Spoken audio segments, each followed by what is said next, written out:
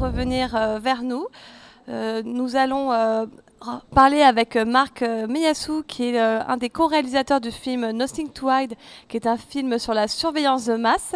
N'oubliez pas, si vous avez des questions à nous poser, à lui poser, en bas du flux, vous avez un petit formulaire où vous pouvez mettre votre pseudo et votre texte. Donc, on est très férus de questions, donc n'hésitez pas.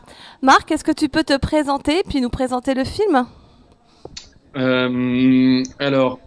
je m'appelle Marc Meyassou, je suis journaliste freelance depuis maintenant 7 ans à Berlin. Et donc j'ai travaillé pour... à la base, je suis journaliste économique, donc j'ai travaillé pour La Tribune pendant plusieurs années. Et pour beaucoup de mags français et allemands. Et à côté de ça, c'était un peu plus en fait pour gagner ma croûte que par passion de la télé, mais j'ai fait un peu de ce qu'on appelle de fixing. Je travaillais en fait avec des équipes de télé qui venaient de France pour faire des reportages en Allemagne. Et c'est comme ça qu'en fait j'ai appris un peu sur le tas, mais vraiment de manière au début assez élémentaire, la caméra, la vidéo, etc. Et j'ai fait un premier reportage tout seul, un premier documentaire de 30 minutes en Ukraine, au moment de la guerre dans le Donbass. Et pour un rendu, je pense que le fond était pas mal, la forme était très très nulle.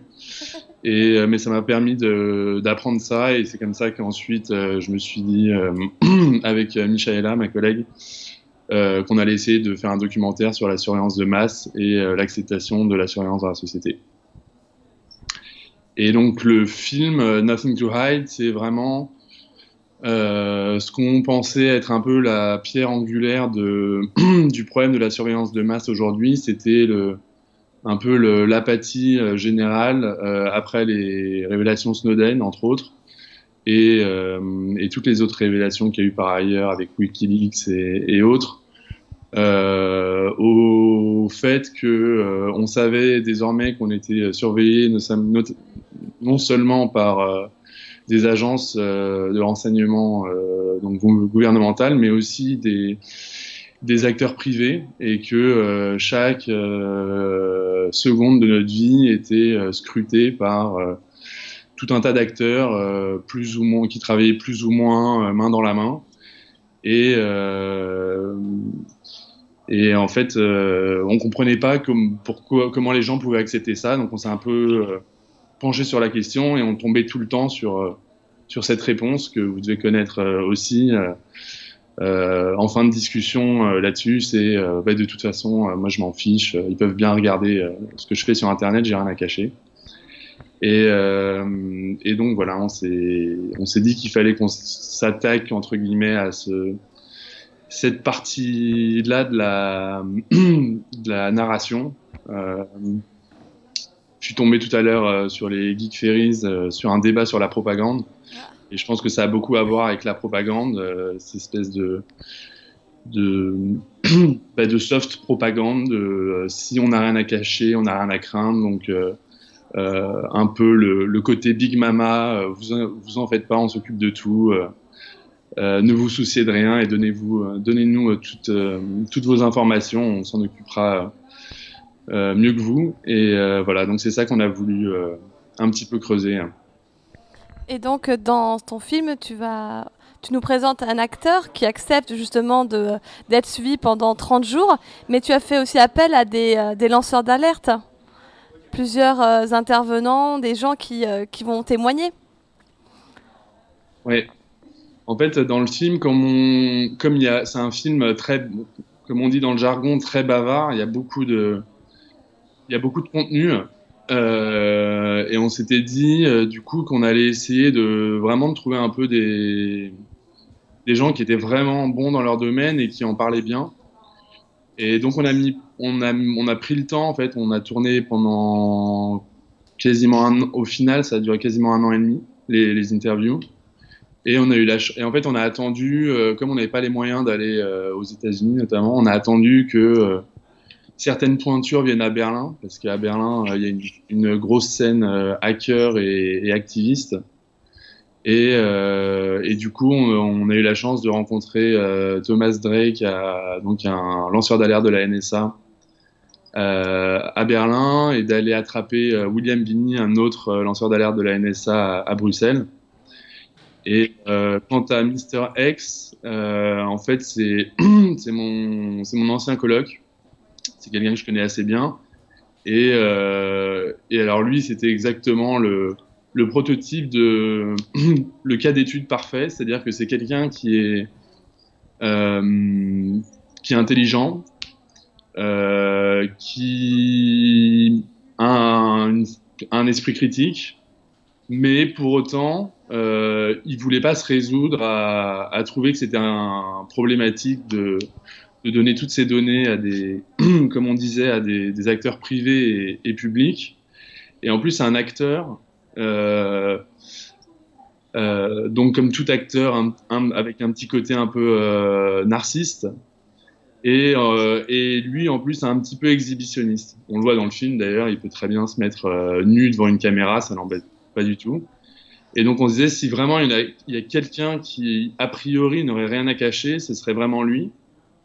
Et c'est pour ça que je lui ai demandé de se prêter au jeu et de pendant 30 jours, on a mis en fait un logiciel espion sur son iPhone et on a enregistré aussi certaines activités de son ordinateur portable.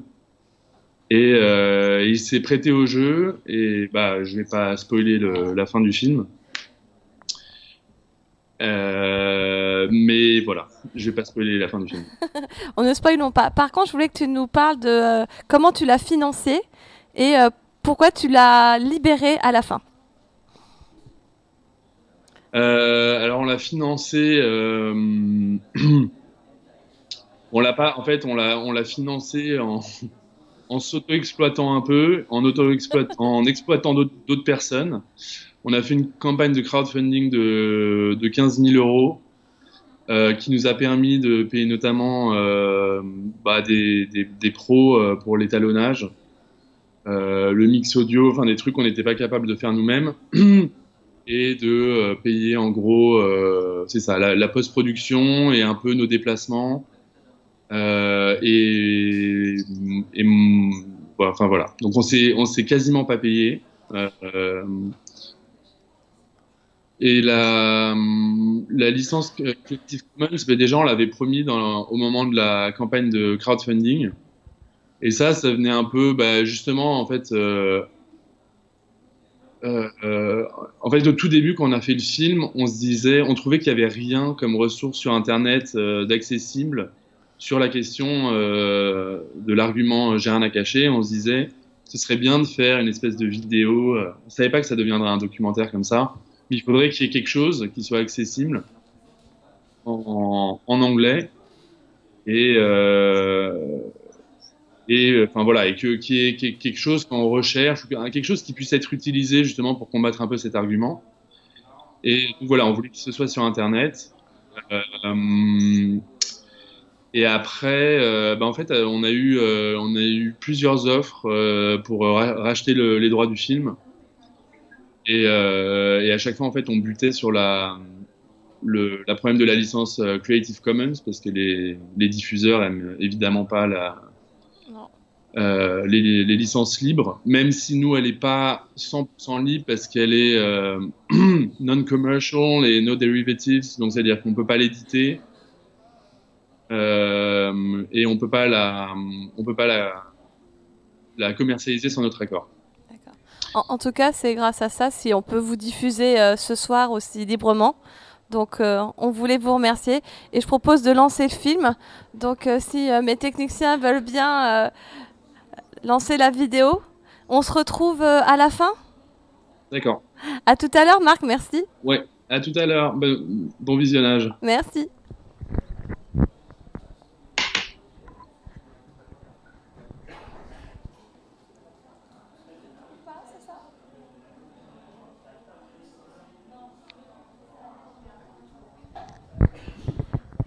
Alors, ou pas. Ils m'ont dit que c'était simple à lancer, donc pas forcément.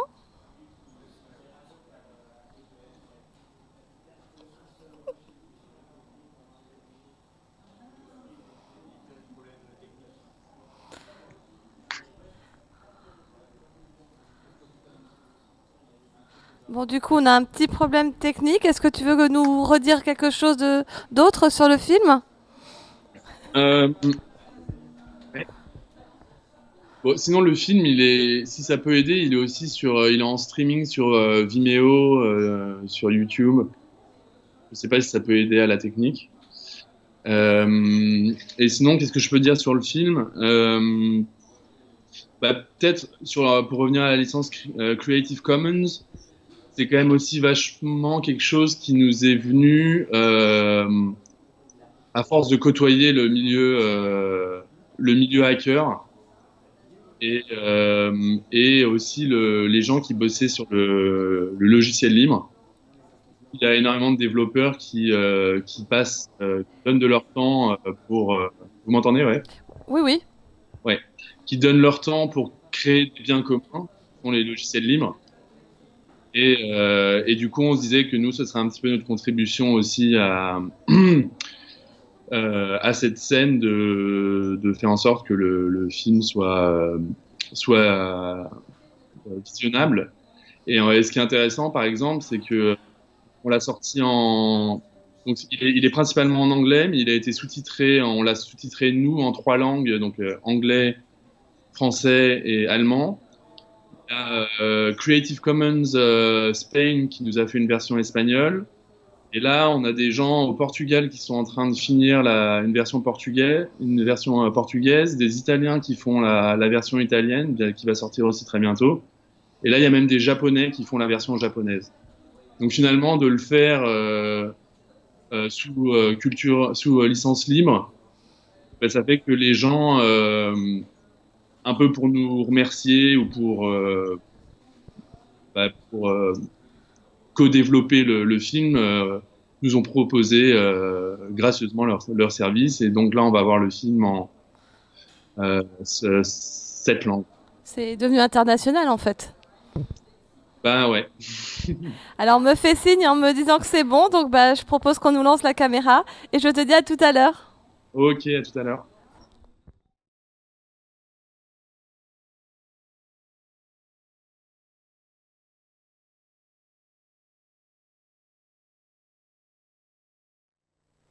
Ouais, il est sinon en streaming, il est sur Vimeo, sur YouTube, et sinon, il est sur notre site internet, et où là, il est hébergé sur des serveurs propres de l'association Akilnet.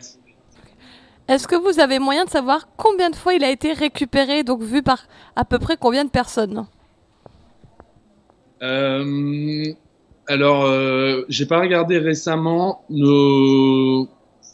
En fait, Vimeo a des énormes problèmes depuis plusieurs mois de décompte. Donc, en fait, le décompte sur Vimeo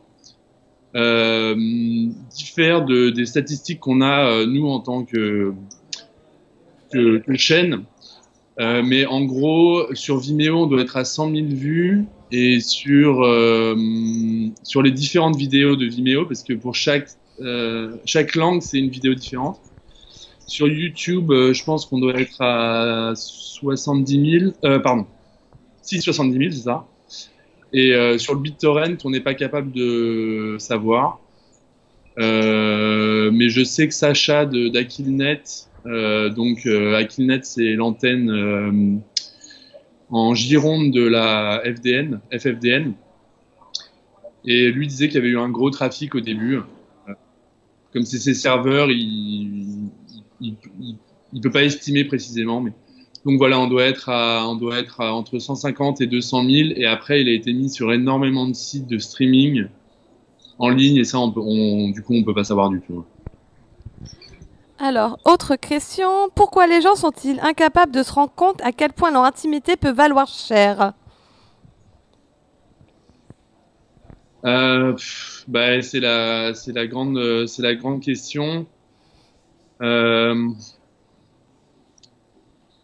moi, je dirais, en réfléchissant un petit peu, on va dire enfin, l'argument, je n'ai rien à cacher. Je pense qu'il est aussi intéressant parce il est assez typique de l'époque dans laquelle on vit, où il y a plusieurs composantes. Il y a d'une part, il y a le côté l'arrivée massive des nouvelles technologies, de l'internet, des objets connectés, des applications, des smartphones, tablettes, etc. C'est devenu vraiment massif dans les 5 dernières années. Donc je pense qu'il y a un temps d'acclimatation, on va dire. Et pour l'instant, les gens ont été complètement dépossédés des outils, de la technologie. Donc, en fait, personne ne comprend rien à la technologie derrière les outils qu'ils utilisent. Et donc la direction actuelle, c'est le user-friendly. Et c'est de se dire, les gens sont, entre guillemets, d'une, les gens sont trop bêtes pour comprendre, donc on va faire au plus simple. Et deux, il y a un côté un peu infantilisant et un peu big mama des GAFA, de Google, etc., de faire des, des, des technologies où l'utilisateur est mis complètement à côté enfin, on lui donne pas le moyen de comprendre les outils qu'il utilise. Après, il y a le côté aussi un peu, je pense, la société individualiste dans laquelle on vit. Et ça, c'est en confrontation, on pourrait dire un peu frontale avec l'idée de vie privée, parce que l'idée de vie privée, c'est pas que un droit individuel, mais c'est aussi un droit et un bien commun. Parce que les données que... Moi, par exemple, je sais que ça m'arrive souvent, on me demande mon numéro de téléphone, la personne a un iPhone, prend mon nom, mon prénom, mon nom, ma date de naissance pour pas oublier mon anniversaire, mon adresse pour prendre un Uber et venir chez moi. Et en gros, à, à Apple et en plus à toutes les applications qui ont accès à la liste de contacts, mes données personnelles identifiables, les PII, Personal Identifiable Information.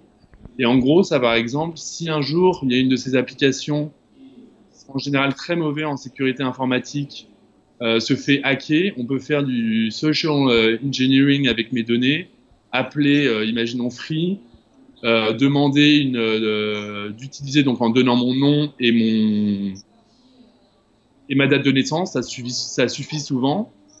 Et à partir de ça, demander une nouvelle carte SIM et ensuite me voler de l'argent sur mon compte parce que j'arrive à contourner le facteur d'identification.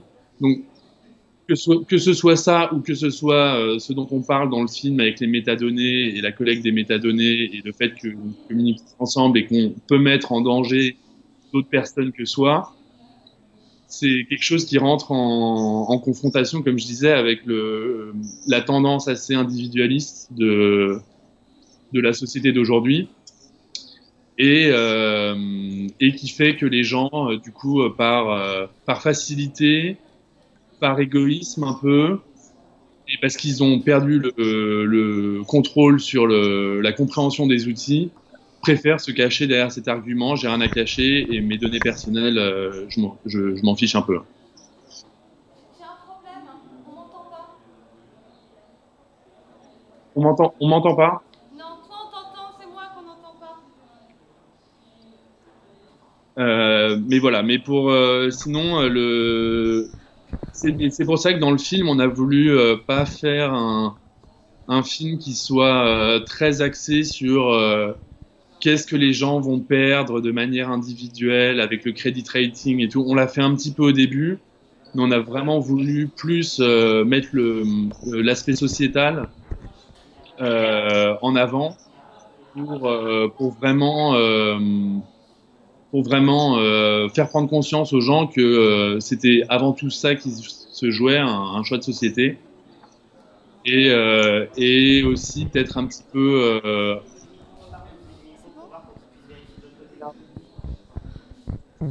parce qu'il y a un côté vraiment technique.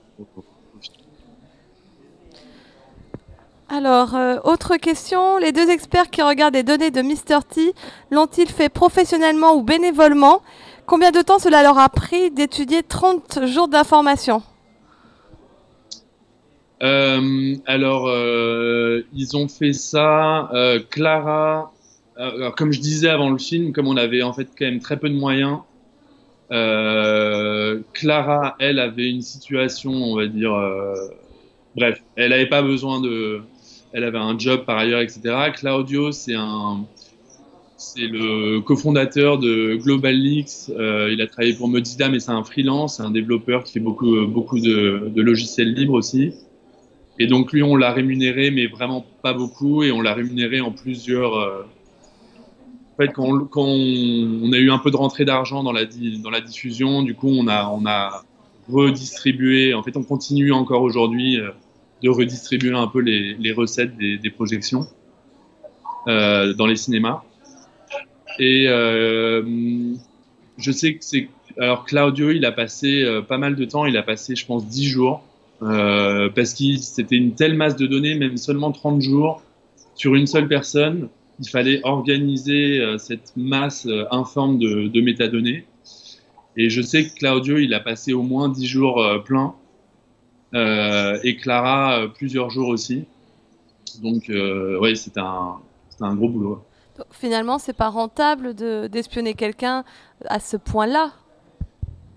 Ben, ce qu'il dit dans le film, c'est qu'il dit en fait, ce qui prend du temps, c'est de le faire une fois. Mais une fois qu'on l'a fait une fois, il disait, maintenant qu'on l'a fait une fois, on pourrait analyser les données de dizaines, voire de centaines de milliers de personnes, parce qu'on a formé la matière, on a organisé et on a compris aussi quelles métadonnées donnaient quels renseignements.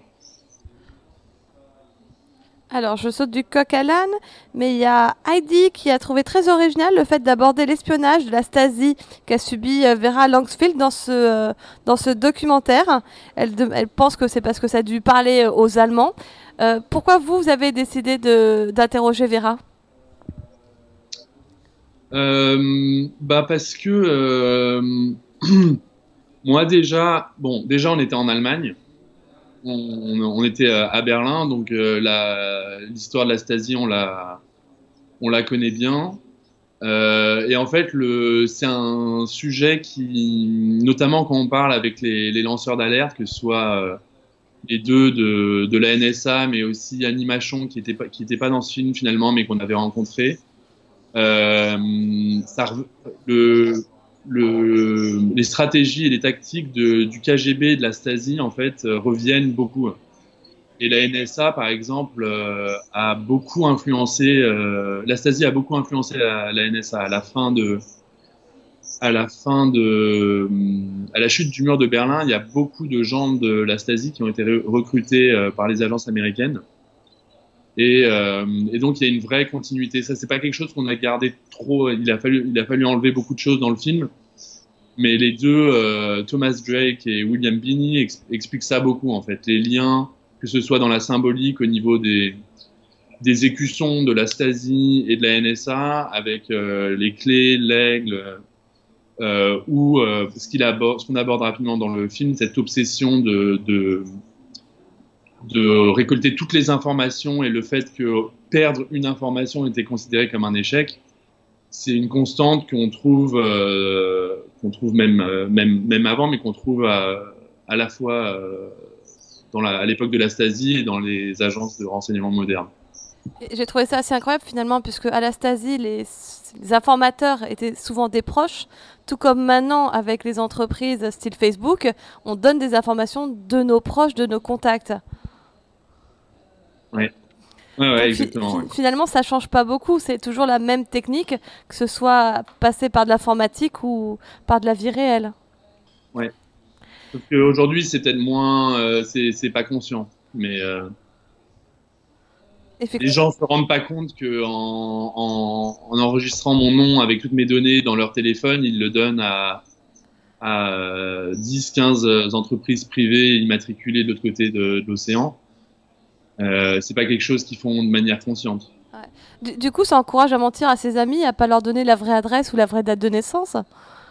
Bah, ça encourage ouais, à utiliser des pseudonymes ou moi, je sais que je le dis souvent même, je dis, je vais donner mes contacts, mais je préférais que vous ne notiez pas mon nom dans votre téléphone, quoi. Vous mettiez, Un je sais pseudo? rien, Marc M, mais pas Marc Meyassou. D'accord. Et voilà. Mais bon, c'est difficile, hein. Mais du coup, Moi, est-ce je que sais que pardon, ça peut être une occasion pour nous de former les gens, de les informer et de leur faire prendre conscience de ce qu'ils font? ben oui, alors il y a souvent un peu le côté, si je peux pas dire à n'importe qui que je préfère pas lui donner mon nom, que je préfère qu'il ne note pas mon nom de famille. Les gens peuvent vous regarder avec des yeux. Ça peut très vite être surprenant, voire on peut assez vite passer, comme dit Alison Macrina de Thor, pour l'espèce de dingo avec un chapeau en aluminium sur la tête. Mais c'est vrai que moi j'ai pas de smartphone, j'ai un vieux, j'ai des vieux téléphones type 3310 et j'essaie de montrer aux gens que je fais différemment sans pour autant leur faire trop la morale et mais de montrer il y a des moyens de pas se servir de Google. Ouais, ça fait un an que je j'ai plus utilisé un seul service Google à part YouTube, mais du coup que j'utilise sur Tor. Comme ça, au moins, ils savent pas qui je suis. Et c'est possible de vivre sans Google. Framasoft a fait le projet de dégooglisons Internet, où il y a des alternatives. Et ça, c'est quand même, c'est vraiment un projet génial parce que on regarde. Moi, j'ai découvert il y a quelques mois l'alternative à WeTransfer et finalement, je trouve Oh, que l'alternative de Framasoft est meilleure que comment ça s'appelle Framadrop Framadrop? Voilà. et en fait beaucoup plus pratique que WeTransfer. Il y a des alternatives à Doodle, évidemment à Google Search, etc. Euh, mais c'est super de faire de créer des alternatives et, et de les centraliser sur une plateforme. Moi, je fais souvent je fais souvent leur pub dans les projections débat.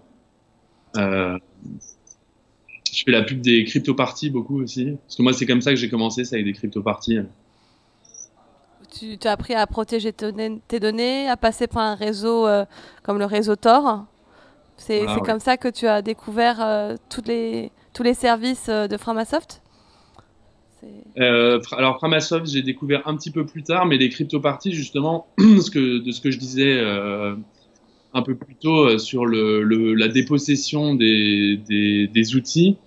Pour la première fois, en allant à une crypto-partie, je me suis dit, on m'a expliqué qu'il y avait des alternatives, ce que je connaissais pas avant, et Mm. qu'il y avait, alors on n'était pas nécessairement obligé de commencer par chiffrer ses mails avec PGP, ce qui n'est pas la chose la plus pratique, mais qu'il y avait des choses très simples à faire, et puis petit à petit, j'ai fait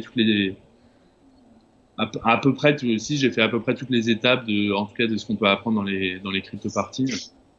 Et c'était, je pense que les crypto-parties, c'est hyper important pour ça, c'est que on redonne, les Anglais disent empower, en français on dit empouvoirment, c'est pas très joli, mais ou capacitation, on redonne la possibilité aux gens de reprendre le contrôle de leurs données personnelles. Et je pense que moi j'ai ramené pas mal de gens avec moi, et à partir du moment où il y a une marche proactive, ça intéresse tout de suite beaucoup les gens, Ouais. plutôt que de rester dans la rhétorique À l'après, ils disent maîtrise ton informatique, sinon tu seras maîtrisé par elle. Je trouve que c'est une jolie phrase qui résume bien l'empowerment. Je continue dans les Ouais. questions. Alors, on m'a dit qu'il faut que je donne le nom de ceux qui ont posé la question. Alors, il y a député Godillot qui manifestement réagit à l'écologiste français qui demande: est-ce vraiment utile de faire passer des lois liberticides pour protéger les citoyens, tout comme la surveillance par des caméras? L'attentat de Nice a prouvé que surveiller ne protège pas. Alors, c'est pas vraiment une question, mais est-ce que tu as une réaction? Bah oui, non, bah c'est aussi ça, c'est une des parties qu'on voulait, même si ça aurait pu être un film en soi, l'utilisation de l'argument de la sécurité pour justifier des lois liberticides, c'est une grande classe, c'est un grand classique de à la base des régimes autoritaires, mais ça fait aussi recette en France et en Allemagne et ailleurs, même si en Allemagne on est un petit peu mieux qu'ailleurs. Euh, Moi, hier, je passais dans une, dans une grande gare et donc il y avait des annonces tout le temps sur les colis et tout de suite on se sent. C'est vrai que s'il y avait pas ça, si on n'était pas tout le temps, si on nous rappelait pas tout le temps qu'on est en danger dans les aéroports, dans les gares, je pense que les gens accepteraient ça, accepteraient toutes ces lois beaucoup moins facilement. Mais le fait de alors que, en plus, le dernier attentat à la gare Montparnasse, je sais pas quand est-ce que c'était, mais moi, j'ai aucun souvenir d'un attentat à la gare Montparnasse, enfin, ou à remonter dans les années 90, à l'époque des attentats dans les RER A. Et enfin, voilà, on sent que c'est une part qui est tellement disproportionnée que c'est pas que innocent. Alors, autre question qui arrive un peu plus tard, mais qui je trouve qui se mélange bien ici. À un moment donné, une des personnes parle en disant: il garde une trace de tout le monde. Et donc la question de Aaron, c'est qui ça, il, et que peuvent-ils en faire? Donc il doit parler des manifestants qui sont filmés et puis reconnus, et qu'est-ce qu'on en fait après? Alors, il garde une trace de tout le monde. Euh, je sais pas exactement à quoi la personne se réfère Ah, dans le film. Ça a été envoyé au moment où il parlait des manifestants qui étaient filmés.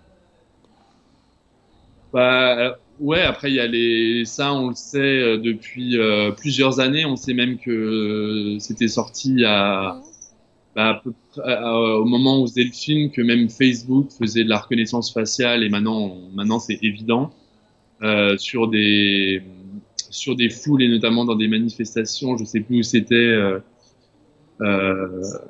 mais il y a les capacités techniques maintenant déjà depuis plusieurs années de faire de la reconnaissance faciale à grande échelle sur des foules de manifestants. Il y a les IMSI catchers qui permettent de récupérer tout le trafic d'une manifestation en cachant un IMSI catcher dans un camion, dans une camionnette à côté de la manifestation. Et, euh, et ça, moi d'ailleurs je travaille pas mal là-dessus en ce moment parce qu'on travaille sur un autre projet qui serait un petit peu une suite, mais qui serait dont l'ambition serait en fonction de différentes catégories de population et de différentes catégories de risques, d'essayer d'apporter un petit peu des réponses individualisées. Tout le monde n'a pas le même modèle de risque que Edward Snowden, mais chacun a un modèle de risque, chacun a des menaces qui pèsent sur ses données personnelles, la surveillance dont il est victime, etc. Et dans un des modèles qu'on a, c'est les activistes. Et alors, c'est encore, en fait, on a même deux modèles. On a les activistes dans les pays dits démocratiques et les activistes dans les pays autoritaires, où c'est pas le risque est pas le même parce que en France, heureusement, on risque pas de mourir de ces activités activistes, qui est le cas par exemple en Syrie. Mais c'est vrai que de plus en plus, les activistes, les cercles activistes prennent des stratégies de sécurité opératoire, OPSEC, et vont dans les manifestations sans téléphone portable, prennent pas de photos dans les manifestations, se couvrent une partie du visage dans les manifestations pour échapper à la reconnaissance faciale. Donc on en est là, et c'est vrai qu'il faut faire attention dans certaines configurations. Il y a de plus en plus, il va falloir prendre des mesures de précaution, quoi. Je sais pas si j'avais trop répondu à la question. Mais... Si, mais du coup, ça me fait penser à... Je sais aussi que les activistes prennent des mesures de précaution sur leur téléphone et sur leur ordinateur. Donc, on parlait d'alternatives, mais je sais qu'il y a des gens qui essayent de protéger leurs sources en tant que journalistes, et donc qui vont aussi changer leurs habitudes, justement sur leur ordinateur et sur leur téléphone. Du coup, est-ce qu'il faut avoir 2 téléphones, un qui est protégé, un qui n'est pas protégé, pour donner quand même de la mauvaise information aux autres, ou est-ce qu'il faut tout réfléchir et devenir totalement opaque? Est-ce que ça risque pas d'être louche, d'être aussi protégé? Ben, encore une fois, c'est très difficile de donner une réponse générale, parce que c'est à chaque fois des cas très particuliers. Jeremy Zimmerman, dans le documentaire, il dit par exemple, pour un activiste syrien d'utiliser Tor, ça peut être très dangereux, parce que tout d'un coup les autorités peuvent voir un trafic chiffré et automatiquement considérer que si c'est chiffré, c'est que la personne a quelque chose à cacher. Et il y a eu il y a eu des cas de gens qui se sont fait attraper juste pour chiffrer leur trafic. Donc ça, il y a une idée qui est intéressante dans la sécurité informatique, c'est entre autres, mais l'idée de compartimentation des données et même de compartimentation de l'identité, c'est-à-dire pas nécessairement ne pas avoir une seule identité sur Internet, et avoir peut-être différentes identités, ou en tout cas différents moyens de communiquer en fonction de la plateforme ou du cadre dans lequel on navigue sur Internet, on écrit sur Internet, on communique sur Internet. C'est vrai que, par exemple, il y a des activistes qui ont plusieurs téléphones portables. Il y a un téléphone portable pour, on va dire, les amis, la famille, etc. Un pour le travail, et éventuellement même d'autres pour des activités, on va dire, plus politiques, et où on préfère être un peu plus discret. Chez les journalistes, quand on travaille sur un sujet qui est un petit peu sensible, en général, c'est recommandé de commencer à travailler sur une nouvelle machine. Parce que justement, on compartimente. Imaginons que mon ordinateur a été buggé par je ne sais pas quel service. Si je commence à travailler sur une autre affaire, sur un autre ordinateur, en protégeant encore mes données, en utilisant, je sais pas, Linux, Tor, le chiffrement, etc., ça va diminuer mon risque de me faire surveiller, de vraiment compartimenter où est-ce que quel ordinateur j'utilise pour travailler sur quel sujet, quel backup j'ai, et voilà. Donc la compartimentation, moi je connais des gens aussi, par exemple, qui sont sur Facebook, mais qui ont 3 profils différents sur Facebook. Bon, ça c'est un peu compliqué au jour le jour, mais c'est toujours la même logique de se dire je parle pas de la même chose, de la même façon à un public, au même public. Oui, c'est logique, mais ça risque de faire devenir schizophrène, non? Non. Sinon, À un moment donné, il y a une question qui m'a plu.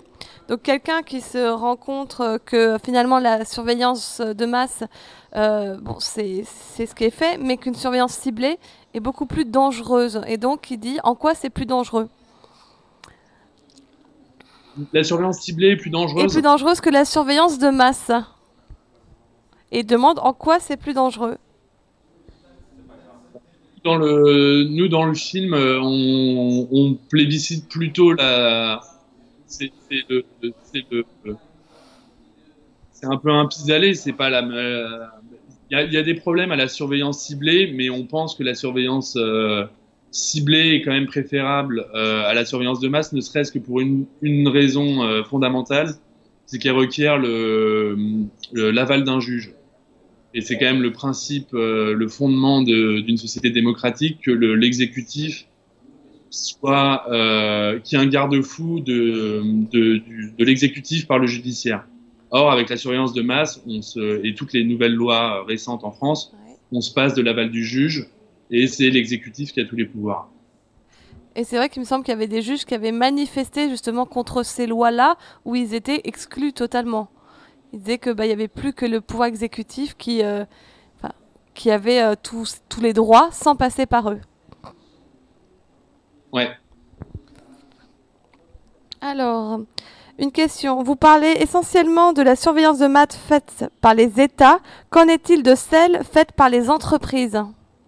Alors, ça, je pense que ça devait être en plein milieu du documentaire, parce que vous parlez de la surveillance faite par les entreprises. Ouais. C'est vrai on a plus parlé de la surveillance des États parce que il y a quand même un consensus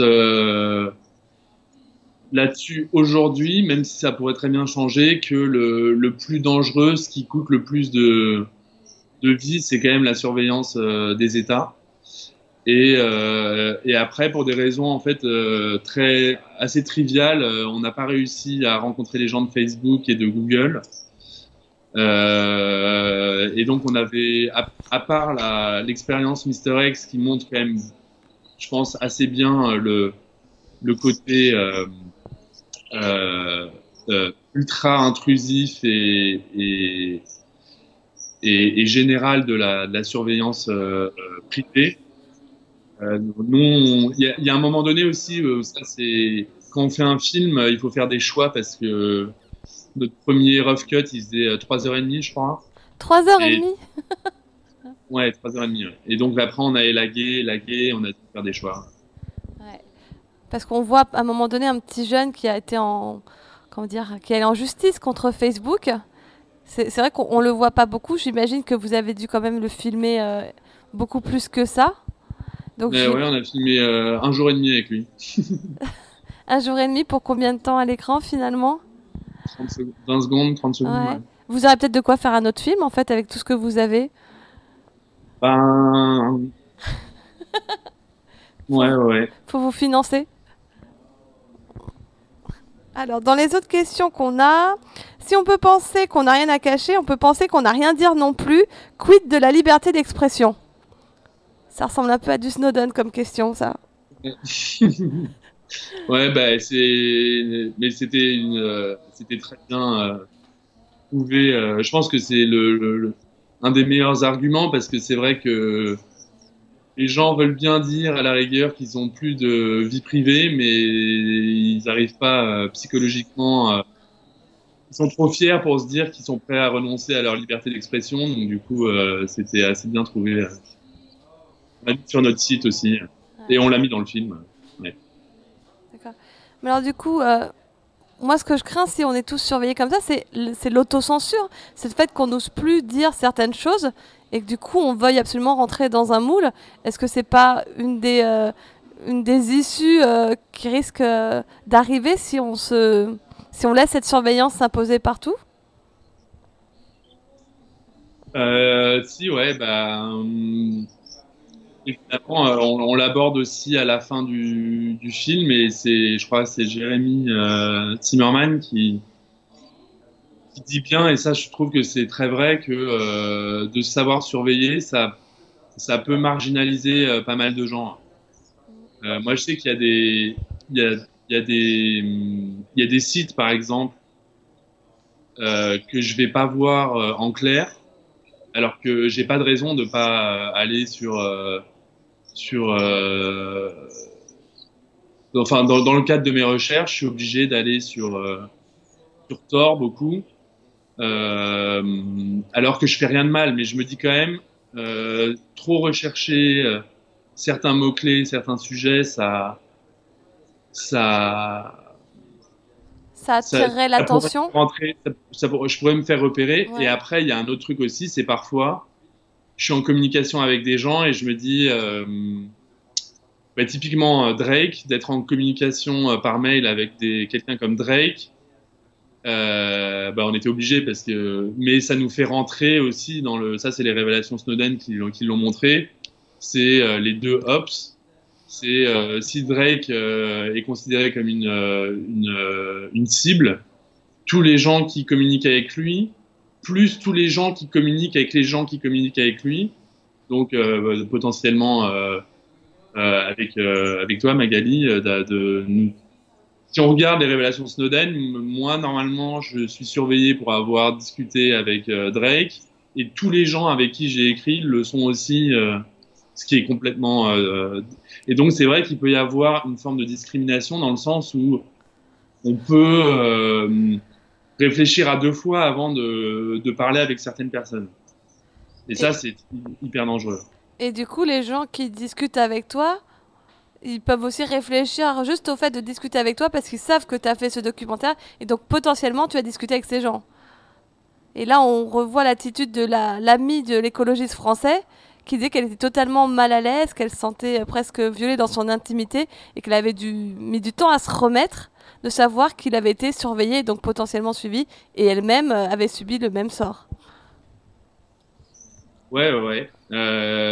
Ouais, non, mais ça à la rigueur, c'est même un assez bon argument que j'ai quand je discute de ces sujets-là, c'est de dire aux gens, bah, vous pensez que ça vous concerne pas, que la surveillance d'État vous concerne pas, que la surveillance privée, d'accord, ok, mais que la surveillance d'État, et je leur dis, bah, pas de chance, en fait, ça vous concerne parce que d'après les documents internes à la NSA, bah, vous êtes aussi surveillé parce que vous avez eu la malchance d'être en contact avec moi, qui a eu la malchance d'être en contact avec lui. Enfin, et les gens, du coup, parce que là en plus, du coup, on parle quand même de surveillance active.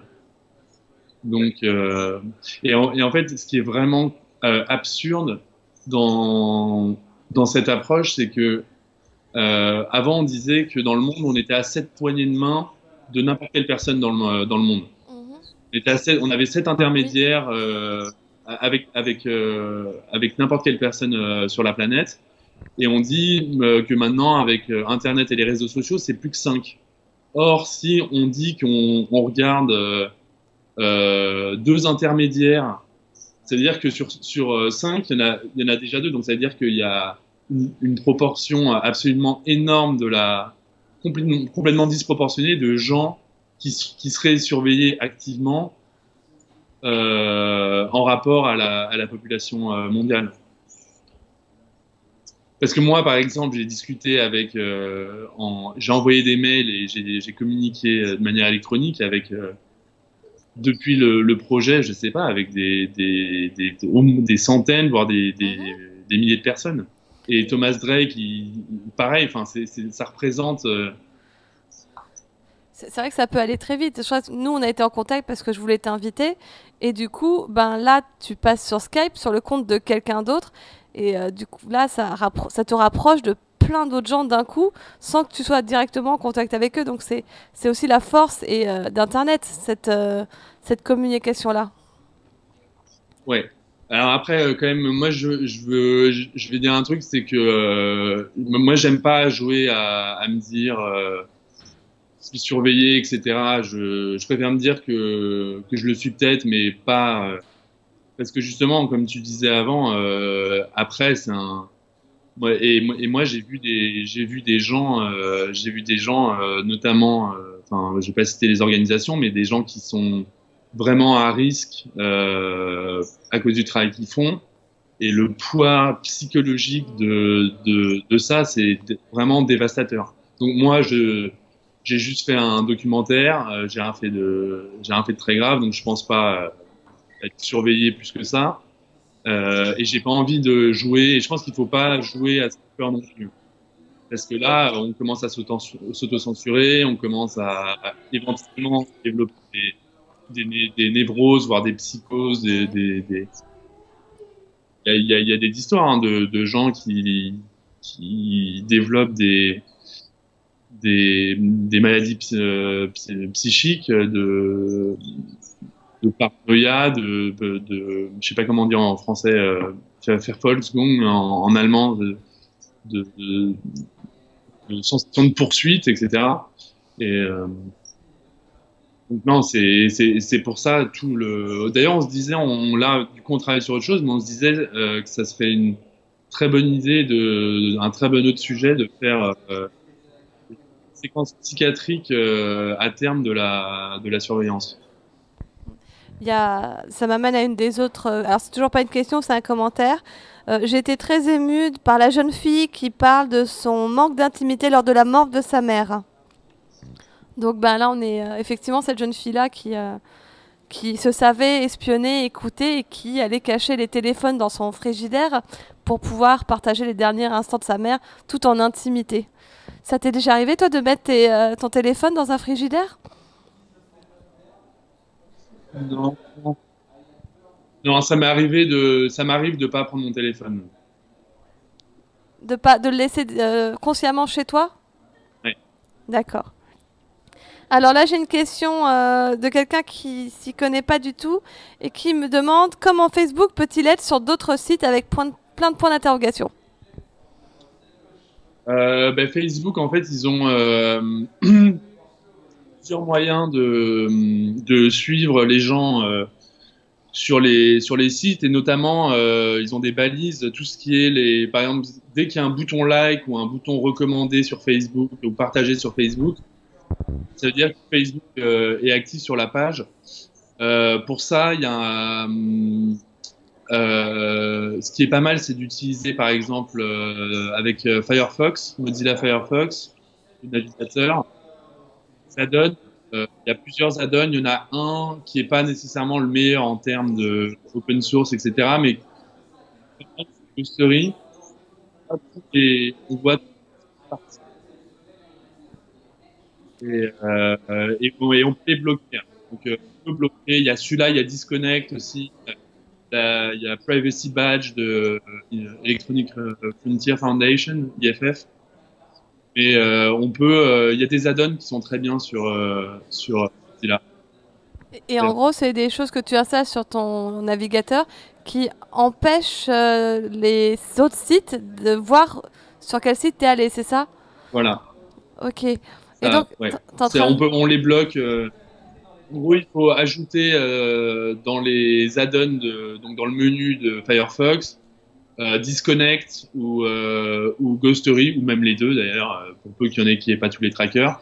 Et après, on peut bloquer par défaut, je crois, 2-3 000 trackers, les plus courants, et notamment Facebook et tous les services de Google.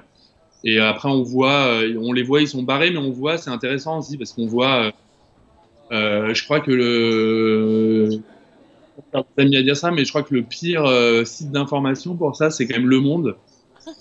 Avec, je crois, ça peut monter jusqu'à 30 trackers sur un article.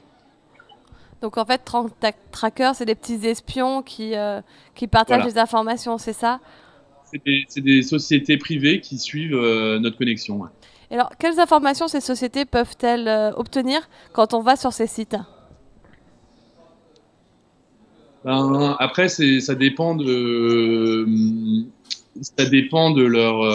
leur capacité et du nombre de pages sur lesquelles elles sont autorisées à suivre les connexions.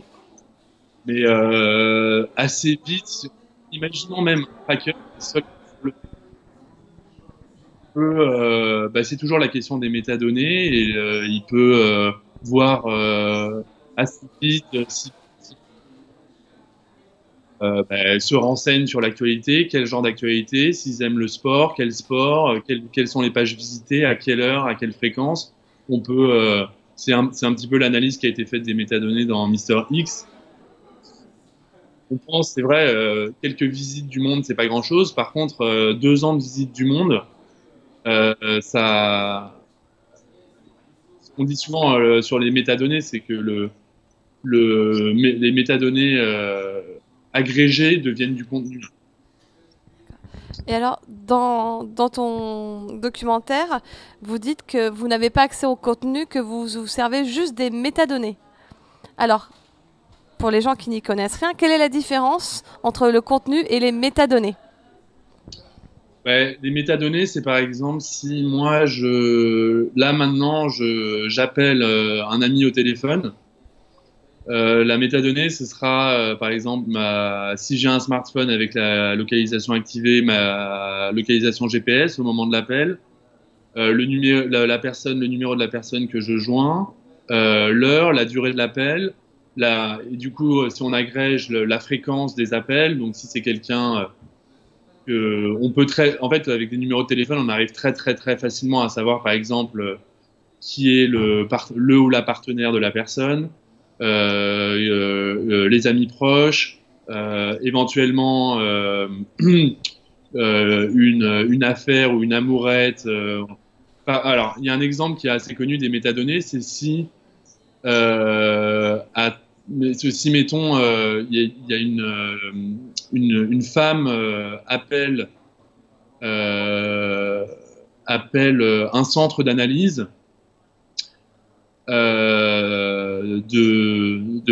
d'analyse de sang, puis appelle les services sociaux de la mairie, puis son copain. En fait, on arrive très très vite à savoir.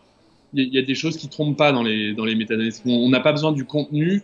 Le contenu, en l'occurrence, ce serait le contenu. Qu'est-ce qui se dit dans la conversation. Les métadonnées, c'est juste les données sur les données. Et en les agrégeant, et en fait, même souvent, le contenu c'est plus difficile de tracer le contenu. Ça demande ça demande des algorithmes plus performants, plus complexes, etc. Et souvent, les gens les entreprises s'arrêtent aux métadonnées parce que c'est plus facile à former, à organiser. En gros, tu es en train de me dire que la femme de ton exemple, elle est enceinte, c'est ça? Ouais. Ok. D'accord. Autre question. Alors là, ça concerne plutôt les téléphones portables. On demande comment des applications peuvent-elles avoir accès à nos informations? Qu'en font-elles après et pourquoi? Donc je pense que ces applications sur téléphone, oui. Ouais, bah c'est toujours pareil. C'est pour revendre, attraper un maximum d'informations. Donc c'est vrai. Moi, la dernière fois, on a regardé les conditions d'utilisation de la lampe torche. C'est sur un Android, je crois, pour avoir la lampe torche pour s'éclairer le noir le soir, pour ouvrir sa porte dans le noir. Et c'était n'importe quoi. C'était accès à la liste de contacts, accès à l'album photo, accès à peu près tout pour juste pouvoir avoir une lampe torche. Et après, bah,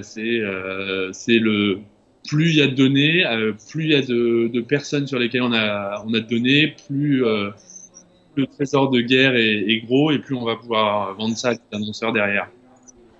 En gros, il faut bien choisir son application lampe torche pour être sûr de ne pas donner ses informations privées, quoi. Il faut lire. Alors avec le dernier règlement, ils ont été. Maintenant, c'est plus facile, surtout sur les applications, on voit assez vite. Il faut regarder. C'est plus des gros textes maintenant, on montre ces tickets, les informations auxquelles l'entreprise va avoir accès. Et ben c'est le libre arbitre de chacun. Après, est-ce que le trade-off, est-ce que le compromis en vaut la peine? Ça dépend des services, mais en l'occurrence, pour le cas de la lampe torche, c'est quand même, dans ces cas-là, c'est délirant d'accepter, quoi.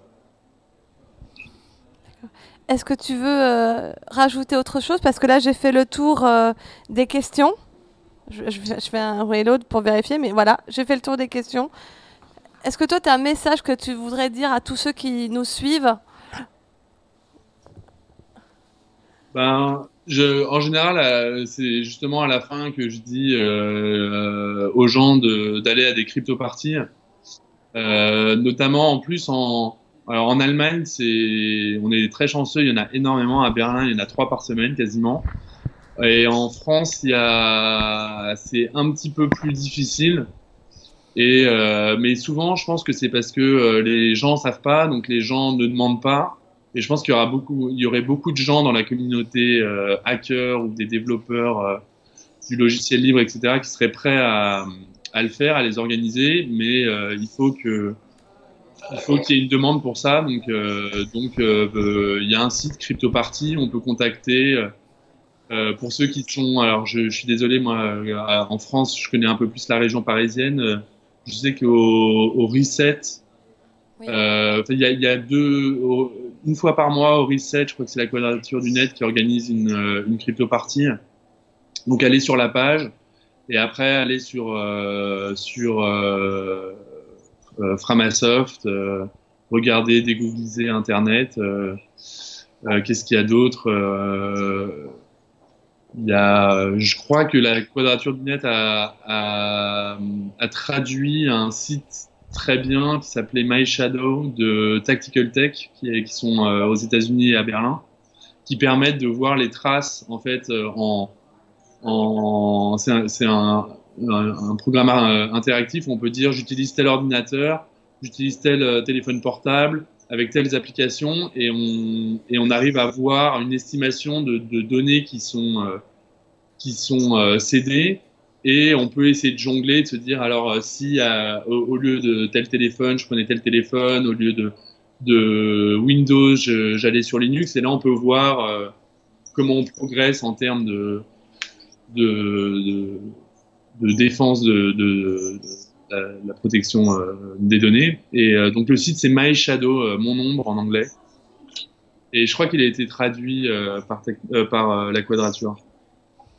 Bon, bah, je vous laisse aller découvrir ça et nous faire des retours. Je vais profiter d'avoir un technicien qui passe pour savoir si tu peux me couper le flux. Voilà, avant que tu te pendes. Merci beaucoup Marc pour ton intervention. Merci beaucoup pour ce film que j'étais très heureuse de proposer à ceux qui nous suivaient parce que je pense que c'est un des meilleurs films de propagande. Enfin, je n'aime pas dire de propagande, mais à cause de la connotation négative, mais je pense que c'est un bon film qui informe les gens sans pour autant être anxiogène ou culpabilisant. Et je pense que à ce niveau-là, vous avez vraiment réussi votre taf. Donc, merci beaucoup. Et puis, je te souhaite une bonne continuation et j'ai hâte de voir ton prochain documentaire pour pouvoir le diffuser aussi.